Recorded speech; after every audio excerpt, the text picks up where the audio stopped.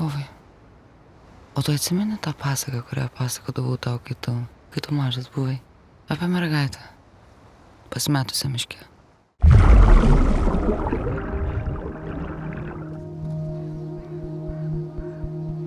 Labas. Atsiprašau, iš kur tu esi? Iš Bostono, Amerikos. Mama sakė, atvažiavai padėti atsikariauti šeimos žemės. Visi daiktai, kurie buvo namuose, aišku, dingo, kai tavo tėvai buvo išvežti.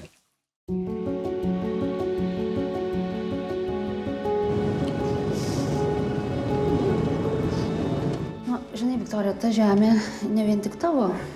Ji priklausė visai mano šeimai. Nes aš ką tik išsiskyriau. Galima nu, bet suprantu, galima ir kitaip. Negali būti.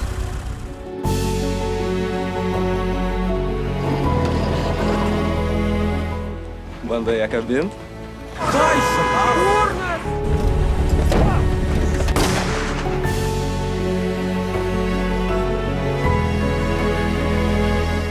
Ieškančia savo namų. Nuklydo ta mergaitė ir neberado kelio atgal į namus.